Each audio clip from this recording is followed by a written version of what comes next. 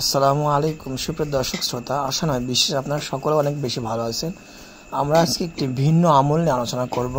দর্শক, জিন জাদু থেকে মুক্তির আমল নিয়ে একটি আলোচনা করব। দর্শক, এক্ষেত্রে ছোট্ট একটি আমল আপনাদেরকে শিখিয়ে দেব।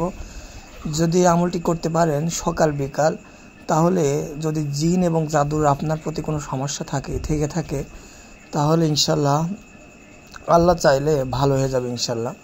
তো দর্শক, এই ছোট্ট একটি দোয়া আপনারা দেখতে পাচ্ছেন স্ক্রিনে। এই দোয়াটি আপনাকে পড়তে হবে। এই দোয়াটি মনে হচ্ছে কিন্তু ছোট, কিন্তু এই দোয়ার পাওয়ার কিন্তু অনেক বেশি, যেটা আমার আপনার ধারণার বাহিরে এমন একটি দোয়া।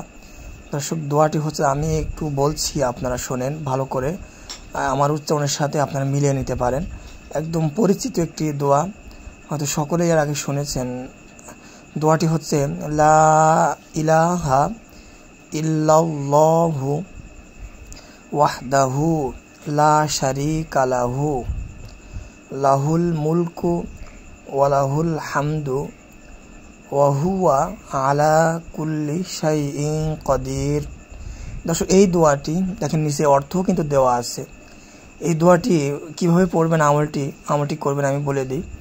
দর্শক, আমলটি প্রতিদিন সকালবেলা ফজরের নামাজের পরে এই যে আমলটি, এই দোয়াটি আছে, এটি 100 বার পাঠ করবেন। 100 বার পাঠ করবেন, বেশি করলেও সমস্যা নেই। তারপরে আবার মাগরিব পরে আবারও 100 বার করে পাঠ করবেন ইনশাল্লাহ। দর্শক, যদি এই আমলটি করেন, আশা নয় বিশ্বাস, অবশ্যই আল্লাহ চাইলে জিন জাদু থেকে আপনি হেফাজতে থাকতে পারবেন। জিনের আসর থেকে আপনি হেফাজতে থাকতে পারবেন এবং জাদু থেকে হেফাজতে থাকতে পারবেন। তো দর্শক, এই পরীক্ষিত আমলটি আপনি করে দেখতে পারেন ইনশাল্লাহ।